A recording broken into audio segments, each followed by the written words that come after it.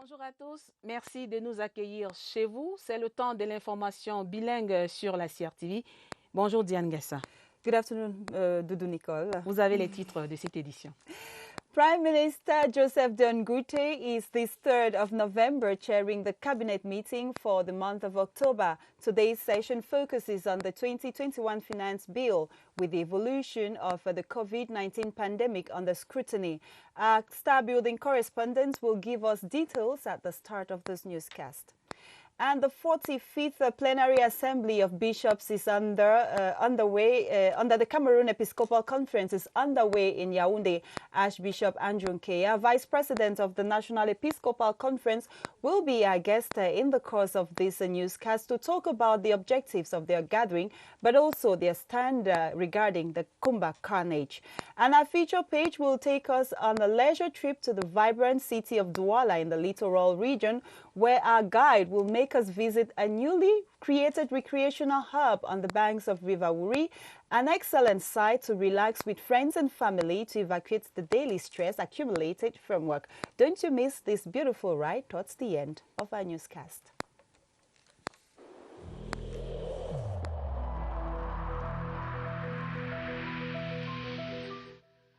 Le port du masque dans l'espace public restera obligatoire jusqu'à nouvel ordre.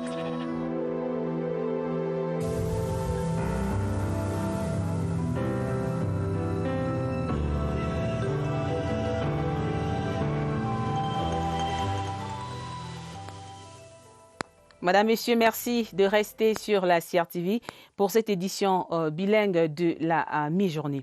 La principale actualité de ce mardi 3 novembre 2020 porte sur la préparation du budget de l'État pour l'année 2021. Le sujet est au centre des travaux du conseil de cabinet en ce moment à l'immeuble Étoile à Yaoundé. Travaux par vidéoconférence sous la présidence du Premier ministre chef du gouvernement, Joseph Dione Gouté. La concertation porte aussi sur la crise sanitaire de la COVID-19 qui impacte considérablement les prévisions budgétaires.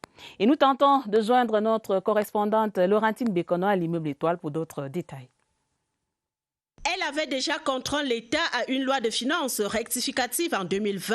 Elle dictera encore sa loi à l'élaboration du budget de l'État pour l'exercice 2021. La pandémie à coronavirus COVID-19 impacte toutes les politiques publiques et privées. C'est pourquoi 3 exposés majeurs sont inscrits à l'ordre du jour du conseil de cabinet de ce mardi que préside par visioconférence le Premier ministre chef du gouvernement, Joseph Dione Gouté. La situation de la pandémie du COVID-19 au Cameroun, au moment où le monde fait face à une nouvelle vague. Au moment où le monde fait face à une seconde vague de contamination, l'exposé du ministre de la Santé publique, Dr Manaouda Malachi, a été précédé par 2 autres. Celui du ministre des Finances, Louis-Paul Motaze, sur les principales innovations et modalités d'exécution du projet de loi de finances pour l'exercice 2021, et celui du ministre de l'Économie, de la Planification et de l'Aménagement du territoire, Alamine Ousmane May, sur le niveau de maturation des projets prioritairement à inscrire dans le budget d'investissement de l'exercice 2021. Faut-il le rappeler, le conseil de cabinet de ce mardi se tient en prélude à la session budgétaire du Parlement qui est annoncée dans les prochains jours. Ici à l'immeuble Étoile, Laurentine Bécono, CRTV. Merci Laurentine Bécono pour ces détails sur ces travaux du conseil de cabinet. Revenez-nous avec d'autres informations pour les éditions du soir. Dans l'actualité aussi, Madame, Monsieur, les blessés de l'attentat terroriste de Kumba ont reçu la visite du ministre de l'administration territoriale. Paul Atangandi s'est rendu à l'hôpital régional de Boya où sont internés 3 survivants de l'attaque terroriste du 24 octobre dernier.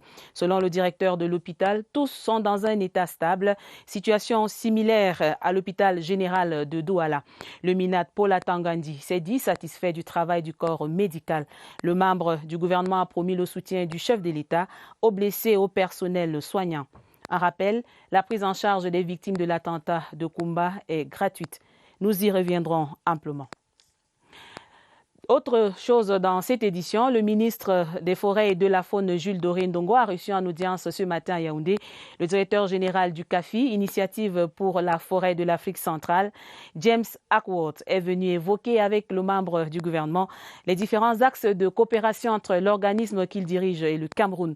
Au sortir de l'audience, l'hôte est revenu sur le contenu de ses échanges avec le ministre des Forêts et de la Faune. Nous l'écoutons au micro de notre reporter Georges Marcel Missila.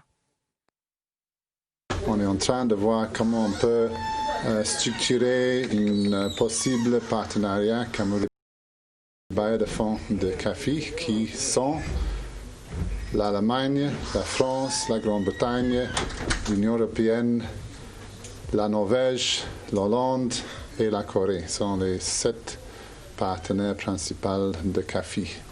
Le but de CAFI, c'est de voir comment ensemble on peut réduire les pressions sur les forêts de Cameroun dans le contexte du changement climatique et de voir quels sont les besoins en termes d'appui par secteur et par sous-secteur pour réduire ces pressions. Good afternoon once again, and thanks for watching the Midday Bilingual Newscast on the CRTV and on CRTV News. We take you to the Star Building where Prime Minister and Head of Government Joseph Dion Ngute is since 10 o'clock this morning presiding over the Cabinet meeting for the month of October.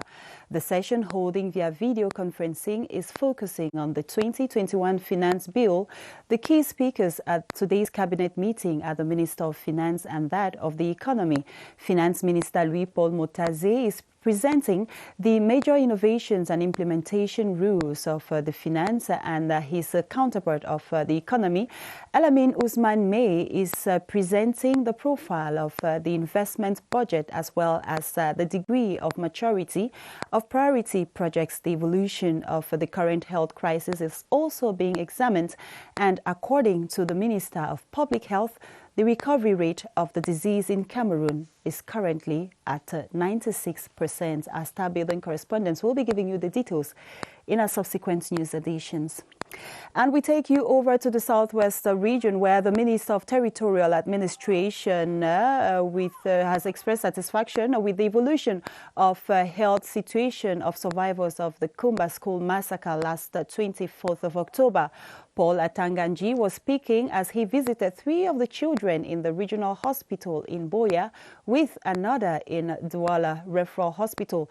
Doctors say the children are responding to treatment as their health situation is so far stable. Significantly, Minister Paul Atanganji encouraged the health personnel to continue with their good job. The victims are being treated free of charge on instructions of the head of state.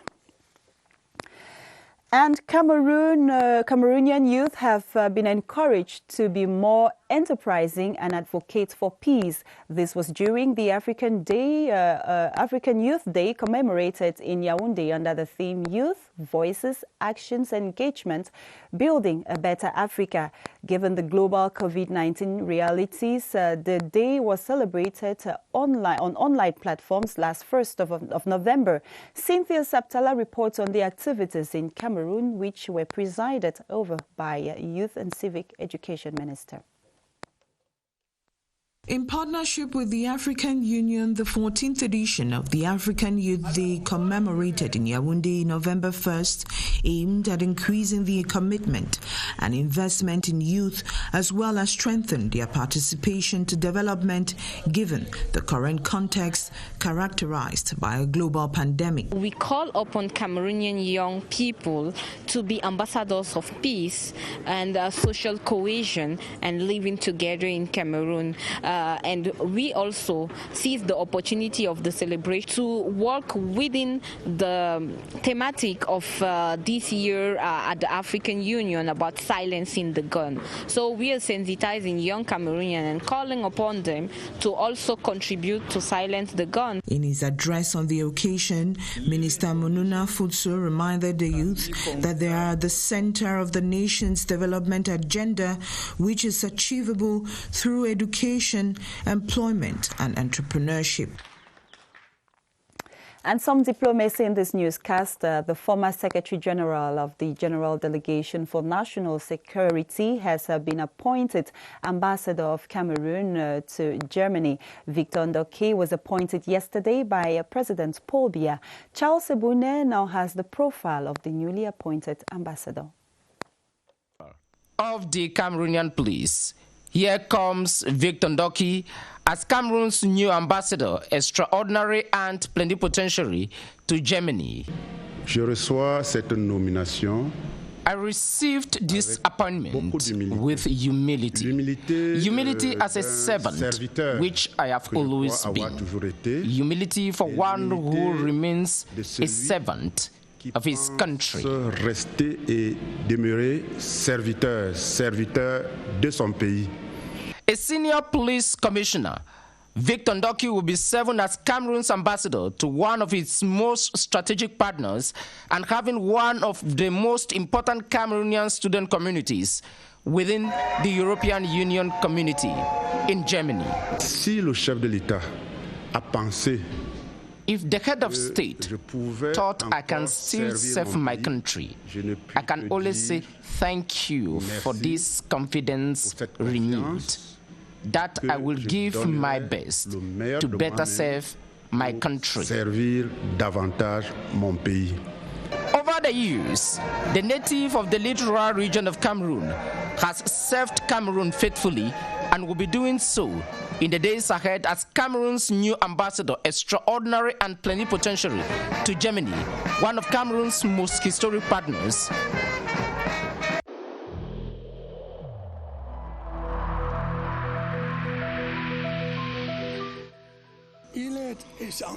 Each of us must comply with the measures that have been taken.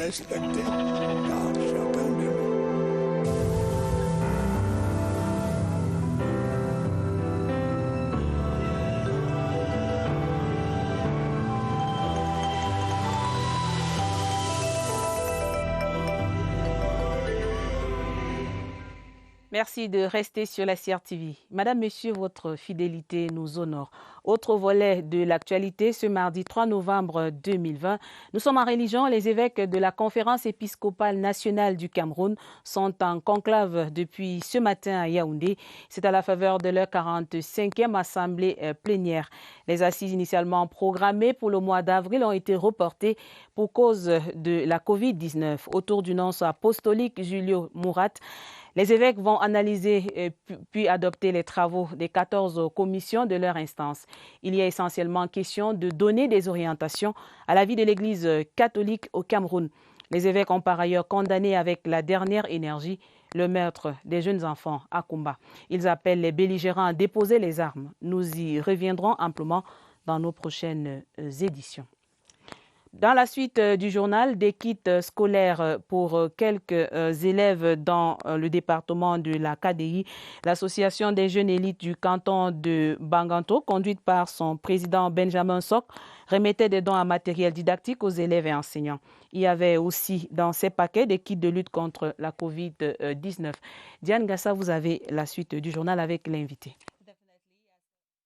The 45th Plenary Assembly of Bishops is on the way in Yaoundé, and our reporters in the field have been talking with some of the bishops, precisely Archbishop Andrew Nkea, who is the Vice President of the National Episcopal Conference, and he is being interviewed by Constantine Baum. They're talking about the importance of their gathering today, but also their view as far as the carnage that recently occurred in Kumba is concerned. Thank you, Dan, for joining us here at the National Episcopal Conference, where the 45th Plenary Assembly of Bishops of Cameroon is unfolding. And with us here is the Vice President, His Grace Archbishop Andrew Fani Nkea of the Bamenda Ecclesiastical Province. He's going to talk to us on the objective of this meeting. His Grace. Good day, thank you. Yes, could you throw more light on what this 45th session is actually discussing? Yes, this is our ordinary plenary assembly of the Bishops of Cameroon that we meet every April, but because of the corona pandemic, we moved the meeting from April to November. And during this plenary assembly, we always examine the work of the various commissions. You know, the Episcopal Conference is divided into various commissions headed by bishops.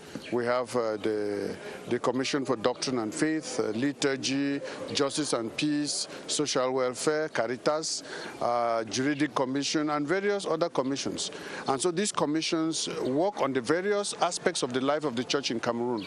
And during the plenary assembly, we come together as bishops to listen to what these commissions have been doing during the year. And then we adopt the work that they have done, and we apply them to the church in Cameroon generally. Now, this meeting is taking place at a time where where we are faced with the COVID-19 pandemic. How has that affected the works of the church? First and foremost, the pandemic hit at a time when the church was expected to be celebrating the peak of the salvation mysteries, the Easter period. And it was a very big pain for us that we had all our churches closed during Easter of this year. And secondly, we are very happy with the publication of the Pope's third encyclical letter, Fratelli Tutti, to say that all of us are brothers. The COVID pandemic has taught us one big lesson, that there is no big man, there is no small man, there is no superior race, there is no inferior race. When it comes to being affected, all of us are affected. And something that started in China spread so rapidly throughout the world. And therefore, the Holy Father is talking to us in his encyclical letter about fraternity, love of one another, being concerned for one another, and being each other's keeper.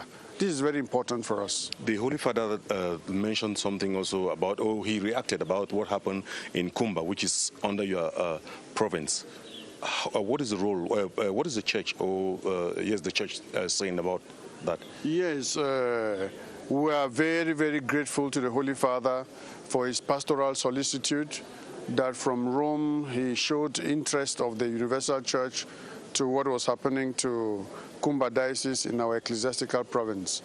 We all were very sad by that event of the killing of young children, and we see that, as the Holy Father said, it's a senseless war. It's a war that we don't know where it's taking us to. And if it begins to affect the life of children, then what is the future of our country? So we condemn this in very strong terms, and we appeal to all warring parties to be able to put down their arms, and especially against children. This is a very serious and heinous crime that we think should not repeat itself in our country. Thank you, Vice President. And that was the Vice President talking to us. And the meeting today is the actual opening session, which will run up to the 6th of November. Over to you, studio.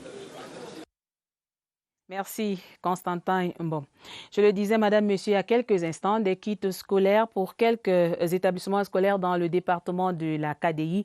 L'association des jeunes élites du canton de Bagantou, conduite par son président Benjamin Sor, remettait des dons en matériel didactique aux élèves et enseignants là-bas.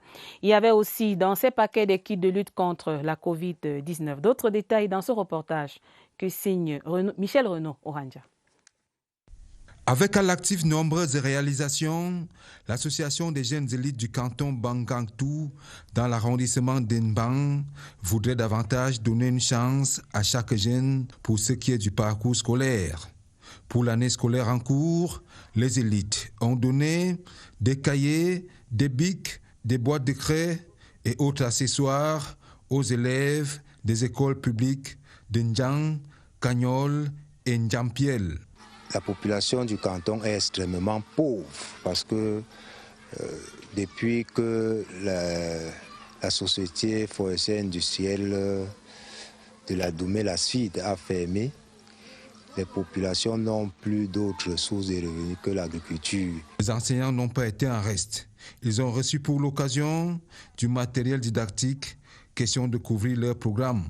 Beaucoup d'enfants viennent à l'école sans craie, ni ardoise, ni sac, ni cahier, n'en parlons pas de bic ou crayon.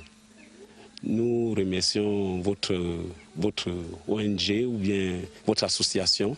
Ces gestes démontrent à suffisance la place de l'école dans le projet de développement de Mbang.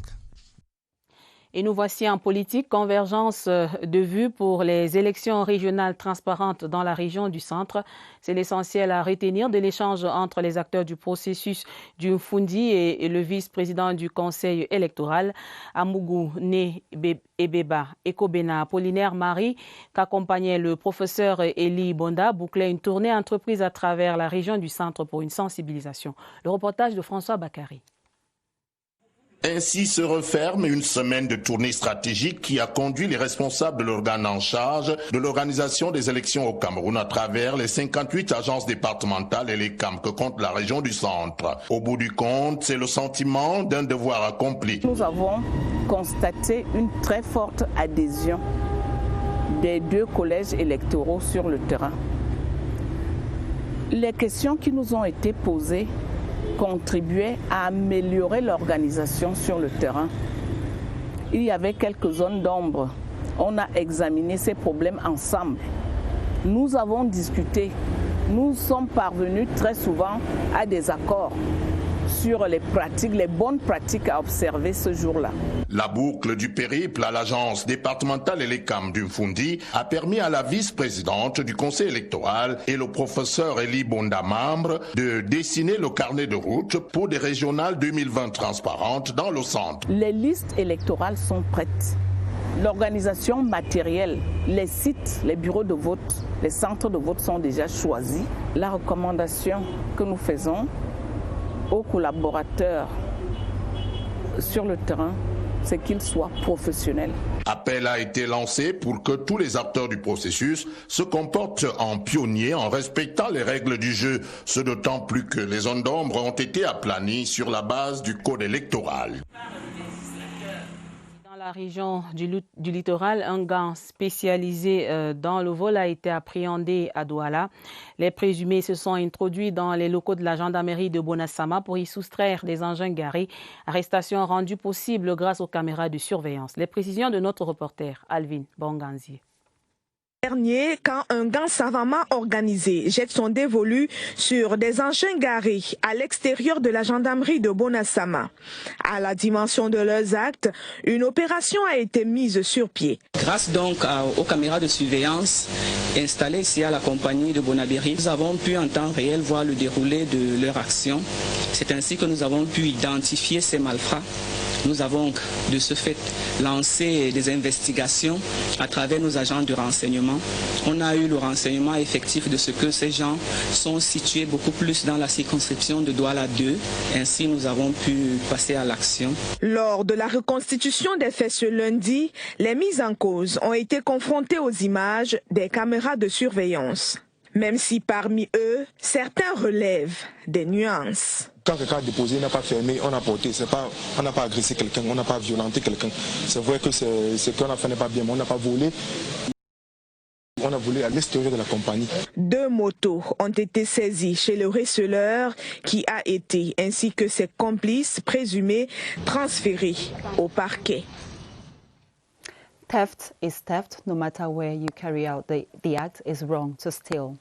And on to something else now. Over 80 outstanding pupils selected from some primary schools of Ndong Elang have received textbooks from a non-governmental organization known as Bodo Foundation to help these children secure a smooth school year. Siga Victor was in Ndong Elang and brought back the details of the event. It is with a thanksgiving mass for the great works of God that these people welcome the move by La Fondation Bodo. Best students drawn from 3 primary establishments were rewarded. I'm very happy today for the gift. It will help our children and us parents as it is a facility to send our children to school. They received textbooks and other didactic materials to help their children have an unperturbed school year. Notre objectif, Our objective today is to encourage these children to go to school. Our foundation is a platform to encourage young Cameroonians as a whole. Les couches défavorisées. The development project has been hailed. And we now take you to the North region, where the president of the National Commission for the Promotion of Bilingualism and Multiculturalism, Peter Mafani Musonge, has reiterated the importance of using the two official languages in Cameroon in public places for peace, unity and progress in the North region. He made the remark yesterday in Garwa during a meeting where he sensitized the population on the merits of the 2019 law on the promotion of English and French in Cameroon. Wilson Mengole has the details of that story from Garwa. It was a forum for the people to state clearly some issues of concern, such as disinformation and hate speech, which do not favor peaceful cohabitation. As noted by the president of the National Commission for the Promotion of Bilingualism and Multiculturalism, Peter Mafani Musonge, such ills must be discouraged and fought against as Cameroon looks forward to emerge by 2035. Execution of the presidential instruction that was earlier given to us to go listen to the people, to capture their suggestions and ideas on living together in our country. We did it first in Buea, then in Bamenda. This is the turn now of the northern region, and after this we're going to go to Marwa also to listen to the people. The meeting between the National Commission for the Promotion of Bilingualism and Multiculturalism and the vital forces of the region was also to review some of the instruments put in place by the state to promote daily the practice of bilingualism and Cameroon's cultural diversity. These, amongst others, include the December 2019 law on the promotion of the country's official languages. The people were clarified on the merit of this law. The hope is that proposals made during the meeting that saw the presence of North Governor Jean Abate Edzi will contribute to the building of peace, unity and progress in the region and country as a whole. We now talk something else. We announced you at the start of this newscast that our feature page will be taking us to a leisure trip to the vibrant city of Douala in the littoral region. Our guide, Escola Maloke, is taking us to a newly created recreational hub on the banks of River Wuri, an excellent site for relaxation. Let's follow her guide and see exactly what happens there. It is the freshness of the air and the beauty of the waves that welcome you to this leisure center dedicated to the well-being of families and the community. Located some 700 meters from the main road or 10 meters on foot, the center offers a range of services. The Wuri proposes a lot of services. Restaurant, swimming pool, and the tour aboard the boats. According to users, it is much more than a place, but a philosophy which springs from an idea that it is possible to have fun while improving your quality of life. I come here because I want to have fun with my family, so that's why we decided to come here, so we can enjoy the beauties of waters. Beside the pool, we can also have a view of the sea of River Wuri, which is an amazing experience for me. So being here permits me to relieve stress and shed some weight. Apart from the different dishes, the swimming pools, this center also offers boat tours over the River Wuri. Just like this one, there are several other tourist destinations to be discovered. Nous voici en page des sports pour parler du CHAN 2021. Avant de nous séparer, Madame, Monsieur, le CR s'éclaircit davantage après la satisfaction des inspecteurs de la CAF lors de leur dernière visite au Cameroun. Les leçons à retenir avec Germain-Noël Essengue. Nous aurons ce reportage de Germain-Noël Essengue dans nos prochaines éditions. Et voilà qui me fera cette édition. Madame, Monsieur, de votre attention. Merci. Diane Gassa, à demain midi. Tomorrow is another day. Do have a beautiful day in the company of our programs.